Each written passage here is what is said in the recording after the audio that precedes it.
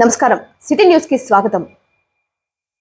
గత 5 ఏళ్ల వైసీపీ పాలనలో మహిళలకు రక్షణ లేకుండా పోయిందని ప్రభుత్వ చీఫ్ విప్ జీవి విమర్శించారు. బుధవారం జరిగిన అసెంబ్లీ సమావేశంలో 5 ఏళ్ల జగన్ రెడ్డి పాలనలో మహిళలపై జరిగిన దారుణాలను, అన్యాయాలను ఆయన వివరించారు.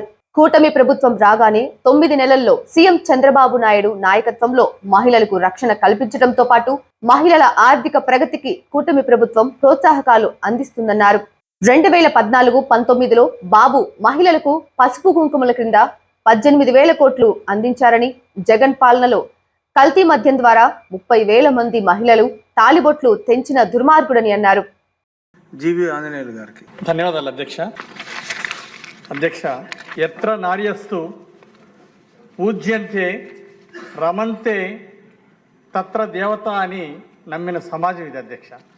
తమరు ఇందాక కూడా చాలా చక్కగా చెప్పారు అధ్యక్ష. దాన్ని గుర్తు చేస్తున్నా అధ్యక్ష.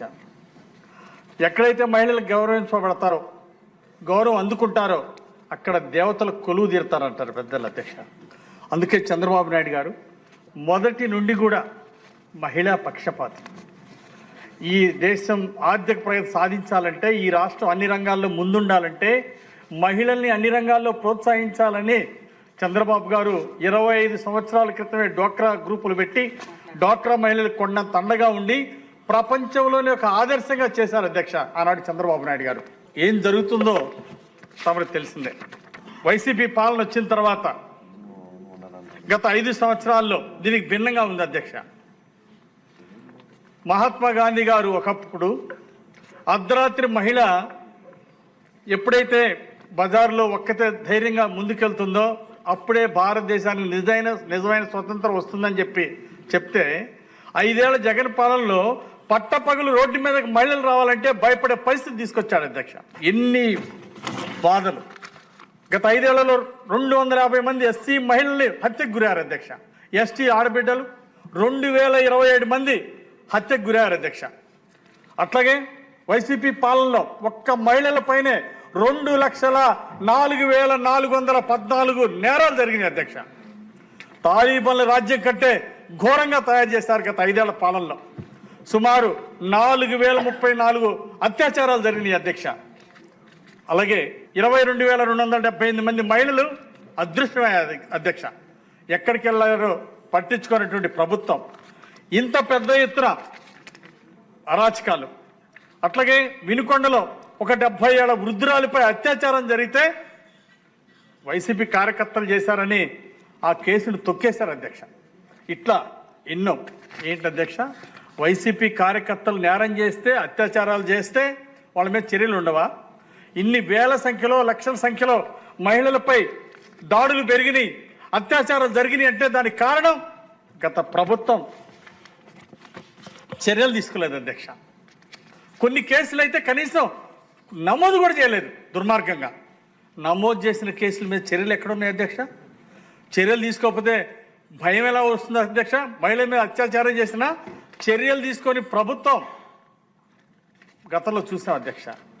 భారతదేశంలో మహిళల మీద అత్యధికంగా దాడులు జరిగిన దాంట్లో ఆంధ్రప్రదేశ్ రాష్ట్రానికి 3వ స్థానం వచ్చింది అధ్యక్ష. భారతంలో ఒక కీచకుడే అధ్యక్ష. కానీ వైసీపీ పాలనలో అడుగుకొక కీచకుడు తయారాడు అధ్యక్ష. అందుకే మహిళలకు రక్షణ లేకుండా పోయింది. అందుకే ఈరోజు చంద్రబాబు గారి పాలనలో మళ్ళీ ఈరోజు గత 9 నెలల్లోనే స్వేచ్ఛగా మహిళలు ఈరోజు గాలి పీల్చుకుంటున్నారు అధ్యక్ష. స్వేచ్ఛగా ఈరోజు బజారుకి రాగలుగుతున్నారు. ఈరోజు స్వేచ్ఛగా మళ్ళీ వ్యాపారాలు పెట్టాలా, మళ్ళీ ప్రభుత్వ ప్రోత్సాహంతో మళ్ళీ విజయాలు సాధించాలని ఓ లక్ష్యంతో ఈరోజు మహిళలు ముందుకెళ్తున్నారు అధ్యక్ష. గత పాలనలో చంద్రబాబు గారు ముఖ్యమంత్రిగా ఉన్నప్పుడు అధ్యక్ష 18,000 కోట్లు పసుపు కుంకానికి ఇచ్చారు అధ్యక్ష. కానీ జగన్ పాలనలో కల్తీ మద్యం ఇచ్చి 30,000 మంది పైగా తాలిబొట్లు తెంపి ఆ మహిళలకి అన్యాయం చేశాడు అధ్యక్ష గత పాలనలో. స్వర్ణాంధ్ర స్వచ్ఛాంధ్ర విభజనలో భాగంగా వినుకొండ పట్టణంలో మున్సిపల్ కమిషనర్ సుభాష్ చంద్రబోస్ ఆధ్వర్యంలో మున్సిపల్ శానిటరీ ఇన్స్పెక్టర్ మరియు శానిటరీ సెక్రటరీలు, మేస్త్రీలు, పారిశుద్ధ్య సిబ్బందితో కలిసి పట్టణంలోని bar association, cloth merchants, medicals, కిరాణా, హోటల్స్ మరియు ప్లాస్టిక్ హోల్సేల్ షాపుల అసోసియేషన్ల ప్రెసిడెంట్లకు సర్క్యులర్లను ఇచ్చి అవగాహన కల్పించారు. ఇందులో భాగంగా పట్టణ ప్రజలు సింగిల్ యూసేజ్ ప్లాస్టిక్ వాడకుండా మరియు 120 మైక్రాన్ల కన్నా తక్కువ గల ప్లాస్టిక్ నిషేధించారని గమనించి జూట్ బ్యాగులు, క్లాత్ బ్యాగులు ఉపయోగించుకోవాల్సిందిగా వారు కోరారు. అందరూ నమస్కారం అండి. మన రాష్ట్ర మరియు కేంద్ర ప్రభుత్వం స్వచ్ఛాంధ్ర స్వర్ణాంధ్ర కార్యక్రమం భాగంగా కేంద్ర మరియు రాష్ట్ర ప్రభుత్వ ఆదేశాల మేరకు మన సింగిల్ యూజ్ ప్లాస్టిక్ని నిషేధించి వాటి బదులుగా 120 మైక్రాన్ల కవర్లు, జూట్ బ్యాగ్స్ లేదా బయోడిగ్రేడబుల్ వేస్ట్ని వాడాల్సిన అవసరం ఉంది. ఈ సందర్భంగా పట్టణంలోని అన్ని సంస్థలకి అవగాహన కార్యక్రమాలు ఏర్పాటు చేయడం జరిగింది. ఈ సందర్భంగా ఈరోజు మన వినుకొండ న్యాయవాదుల సంఘం అధ్యక్షులు మరియు వారి యొక్క నాయకుల వద్ద వీరి అడ్వకేట్స్ అందరూ కూడా ఈ కార్యక్రమాన్ని ఈరోజు అవగాహన నిమిత్తంగా రావడం జరిగింది. వీరి సలహాలు సూచనలు తీసుకుంటూ వీరి ద్వారా కూడా వీరి అసోసియేషన్ నుంచి కూడా ఈ కార్యక్రమానికి సహాయ సహకారం అందించాలని కోరుకుంటూ ఈ కార్యక్రమం ఏర్పాటు చేయడం జరిగింది.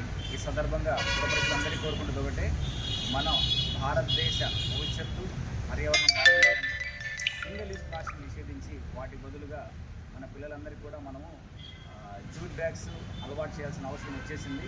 పూర్వం పెద్దలు మనకి ఏదైతే అలవాటు చేశారో మనం కూడా నెక్స్ట్ జనరేషన్కి ఈ అలవాటుని వాళ్ళ పిల్లలకి ఇవ్వాల్సిన అవసరం ఉంది. ఎందుకంటే ఇప్పుడు విపరీతంగా మన ప్లాస్టిక్ వాడడం ఎక్కువైపోయింది. ఏ కర్రీ పాయింట్కి వెళ్ళినా, ఏ హోటల్కి వెళ్ళినా పూర్తిగా మన గతంలో బాక్సులు తీసుకెళ్ళాం. వాటి బదులు ఇప్పుడు కవర్లు తీసుకురావడంతో ఆ కవర్లో ఉన్న కెమికల్స్ అంతా మన ఫుడ్లో కలిసిపోవడం వల్ల ఈరోజు చాలా రకాల క్యాన్సర్స్ వచ్చే అవకాశాలు ఉన్నాయి. రాష్ట్ర వ్యాప్తంగా యువత పోరుబాట అని చెప్పి ఒక దొంగల ముఠ బయలుదేరిందని, ఈ దొంగల ముఠాని ఎవరు నమ్మొద్దని, గత 5 సంవత్సరాలు వైసీపీ ప్రభుత్వం అధికారంలో ఉండగా ఫీజు రియంబర్స్మెంట్ మీద దాదాపుగా 4,271 కోట్లు పెండింగ్ బకాయిలు గత వైసీపీ ప్రభుత్వం అధికారంలో ఉండగా చేసి, ఈ రోజు కొత్తగా రోడ్ల మీదకు సిగ్గు లేకుండా యువత పోరుబాట అని చెప్పి ఏదో రకంగా యువతని మోసం చేయాలని వైసీపీ పార్టీ నాయకులు చూస్తున్నారని, దయచేసి ఆ మాయా ఉచ్చులో పడొద్దని ఆయన చెప్పారు. ఇటీవల కూటమి ప్రభుత్వం గత వైసీపీ ప్రభుత్వం అధికారంలో ఉన్నప్పుడు ఫీజు రియంబర్స్మెంట్ పెండింగ్ బిల్లుల్లో భాగంగా 788 కోట్ల రూపాయల బకాయిలను కూటమి ప్రభుత్వం విడుదల చేసిందని ఈ సందర్భంగా తెలియజేస్తూ పల్నాడు జిల్లా టీఎన్ఎస్ఎఫ్ అధికార ప్రతినిధి వీరగంధం ప్రశాంత్, నియోజకవర్గ టీఎన్ఎస్ఎఫ్ అధ్యక్షులు నర్రా కిషోర్లు మాట్లాడారు. అందరికీ నమస్కారం. మాజీ ముఖ్యమంత్రి జగన్మోహన్ రెడ్డికి మైండ్ భ్రమించి రాష్ట్రంలో ఏదో రకంగా రాష్ట్ర ప్రజల దృష్టిలో పడదామని చెప్పి నెలకొక కార్యక్రమం పెడుతున్నారు. అంతకుముందు మీద రైతుల మీద పెట్టారు కార్యక్రమం, ఫెయిల్ అయిపోయింది. ఎవరు రైతులు రాలా, దానికి వైసీపీ కార్యకర్తలు వచ్చారు ఓన్లీ. మరలా ఇప్పుడు యువత అని చెప్పి యువత పోరంట ఒక దొంగల ముఠాగా తయారైపోయే రాష్ట్రంలో యువత పోరు కార్యక్రమానికి పిలిపిపోవడానికి సిగ్గుందా మీకు? అడుగుతా ఉన్న మాజీ ముఖ్యమంత్రి జగన్మోహన్ రెడ్డి గారిని, ఏమయ్యా మాజీ ముఖ్యమంత్రి జగన్మోహన్ రెడ్డి, పులివెందుల ఎమ్మెల్యే జగన్మోహన్ రెడ్డి, గత 5 సంవత్సరాలు ముఖ్యమంత్రి ఉన్నప్పుడు ఏనాడైనా సరే రాష్ట్రంలో నిరుద్యోగ తరపున ఏమైనా కనీసం మాట్లాడావా? ఎంతోమంది నిరుద్యోగులు రోడ్ల మీదకి వచ్చి ధర్నాలు చేస్తే, రాష్ట్రాలు చేస్తే, బంధువులు నిర్వహిస్తే నువ్వు ఆనాడు విద్యార్థి నాయకులపై తప్పుడు కేసు పెట్టమాట వాస్తవం కాదా అని సందర్భంగా అడుగుతా ఉన్నా. చంద్రబాబు నాయుడు గారు 2014-2019 దిగిపోయేసరికి 3 లక్షల కోట్ల అప్పు ఉంటే జగన్మోహన్ రెడ్డి వచ్చిన తర్వాత 9 లక్షల కోట్లపై దాదాపుగా 6 లక్షల కోట్ల రూపాయలు అప్పులు చేసినట్టు వ్యక్తి జగన్మోహన్ రెడ్డి. అదేవిధంగా జీవో నెంబర్ 77 తీసుకొచ్చి పీజీ చదివే విద్యార్థులకి ఫీజు రియంబర్స్మెంట్ రానివ్వకుండా అడ్డుపడి జీవో నెంబర్ 77 ద్వారా పీజీ చదివే విద్యార్థులకి ఫీజు రియంబర్స్మెంట్ రానివ్వకుండా చేసినటువంటి జగన్మోహన్ రెడ్డి ఆనాడు ఎందుకు ఎక్కడ పోయిందని చెప్పి ఈ సందర్భంగా అడుగుతా ఉన్నా. యువత పోరని చెప్పి ఈ సందర్భంగా అడుగుతా ఉన్నా. ఆనాడు మీ ప్రభుత్వం ఒక విధంగా, ఈనాడు ప్రతిపక్షంలో ఒక విధంగా, మీ మాటలో నమ్మరు ఎక్కడ అని సందర్భంగా తెలియజేస్తా ఉన్నా. ఫీజు రియంబర్స్మెంట్ రద్దు చేయడం వల్ల ఎంతోమంది పేద విద్యార్థులు డిగ్రీ చదువుకున్న వాళ్ళు చివరికి ఫీజు చదువుకోక ఇంటికాడ గీతలు కాసుకొని పొలం పనులకు వెళ్ళి చేసినటువంటి పనులు మర్చిపోయి అనుకుంటున్నావా జగన్మోహన్ రెడ్డి? అదేవిధంగా జీవో నెంబర్ 117 తీసుకొచ్చి ఎయిడెడ్ పాఠశాల రద్దు చేసి చదువుకున్న పేద విద్యార్థులను దూరం చేసిన నువ్వు దుర్మార్గుడు జగన్మోహన్ రెడ్డి అని చెప్పి ఈ సందర్భంగా అడుగుతున్నా. అంతేకాకుండా ఈరోజు కూటమి ప్రభుత్వం అధికారంలోకి వచ్చిన తర్వాత అన్ని వ్యవస్థలను నువ్వు నాశనం చేస్తే ఈరోజు అన్ని వ్యవస్థల్లో పురోగతి సాధిస్తూ ముందుకెళ్తున్న కూటమి ప్రభుత్వాన్ని ఈరోజు రాష్ట్రంలో ఉన్న అన్ని వర్గాల ప్రజలు అభినందిస్తున్నారు. జగన్ రెడ్డి ఈరోజు ప్రజల 11 స్థానాలకు పరిమితం చేసిన ఏమాత్రం సిగ్గు లేకుండా ఈరోజు ప్రజల జీవితాలనే నువ్వు నాశనం చేయాలనుకుంటే భవిష్యత్తులో జగన్ రెడ్డి పులివెందుల్లో కూడా నువ్వు ఎమ్మెల్యే గెలవలేని పరిస్థితులు ఏర్పడతాయని కూడా ఈ సందర్భంగా తెలియజేస్తున్నాం. అంతేకాకుండా ఖచ్చితంగా కూటమి ప్రభుత్వం అధికారంలో రావడానికి ఏ మాటలైతే చెప్పిందో ఈరోజు వాటన్నిటికీ కట్టుబడిందని కూడా ఈరోజు మా నాయకుడు అసెంబ్లీలో చెప్పారు. ఖచ్చితంగా రేపు అకాడమిక్ ఇయర్లో ఖచ్చితంగా చదువుకునే ప్రతి వ్యక్తికి కూడా ఈరోజు తల్లికి వందనం పథకం ద్వారా ఇంట్లో ఎంతమంది పిల్లలు చదువుకుంటే అంతమంది పిల్లలకి తల్లికి వందనం డబ్బులు వస్తాయని కూడా ఈ సందర్భంగా తెలియజేస్తున్నాం. ఈరోజు కూటమి ప్రభుత్వాన్ని విమర్శించాలనుకుంటున్నా మేధావులారా, ఒక్కసారి గడిచిన 5 సంవత్సరాల్లో మీ ప్రభుత్వం ఏ విధంగా విద్యార్థులకు న్యాయం చేస్తూ ఒకసారి మీరు ఆలోచించండి. మీరు అధికారంలో ఉన్నప్పుడు ఈ రాష్ట్రంలో అన్ని విధ్వంసం సృష్టించారు. ఈ రాష్ట్రాన్ని ఏ విధంగా నాశనం చేయాలో మీరు ఆ విధంగా నాశనం చేశారు. ఈరోజు దేశంలో రాజధాని లేని రాష్ట్రంగా ఈరోజు ఆంధ్రప్రదేశ్ ఉందంటే అది మీకేతే అని కూడా ఈ సందర్భంగా తెలియజేస్తున్నా. ఖచ్చితంగా చంద్రబాబు నాయుడు గారి సారథ్యంలో ఈ రాష్ట్రం అన్ని విధాలు ముందుకెళ్తుంది. ఈరోజు మీ వల్ల నాశనమైన అమరావతి కూడా ఈరోజు ప్రపంచంలో మళ్ళీ అమరావతి గురించి మాట్లాడుకుంటున్నారంటే దట్ ఈస్ చంద్రబాబు విజన్ అని కూడా ఈ సందర్భంగా తెలియజేస్తున్నా.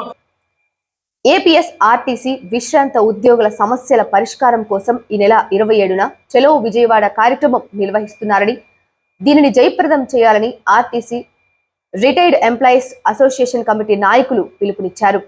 డిపో ఆవరణలోని సంఘ కార్యాలయంలో బుధవారం సర్వసభ్య సమావేశం జరిగింది.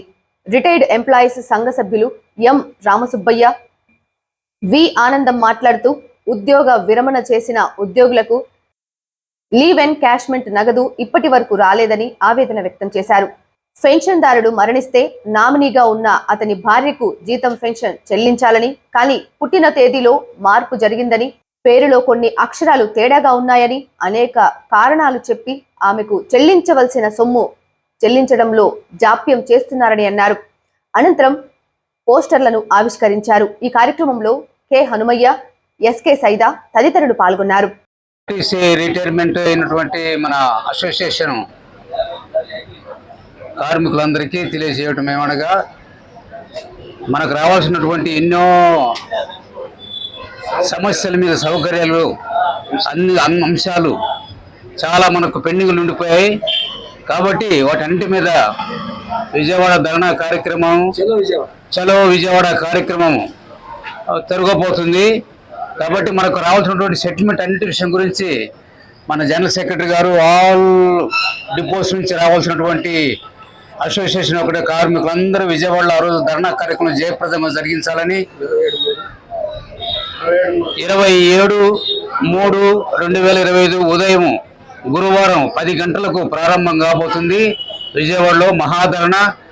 కాబట్టి అన్ని డిపోల నుంచి విజయవాడకు చలో విజయవాడ కార్యక్రమాన్ని చేపట్టారు మన జనరల్ సెక్రటరీ గారు. కాబట్టి అన్ని డిపోల నుంచి తప్పకుండా అన్ని చోట్ల నుంచి విజయవంతంగా ఎక్కువ కార్మికులతోటి ఒక ధర్నాను జయప్రదం చేయాలి. సమస్యలను బట్టి చూస్తే అది మనకు చాలా సమస్యలు పెండింగ్ ఉండిపోయాయి. హైర్ ఆప్షన్ విషయంలో కానీ అదేవిధంగా కొన్ని విషయాల్లో మనకు ఇంకా జాప్యం జరుగుతుంది.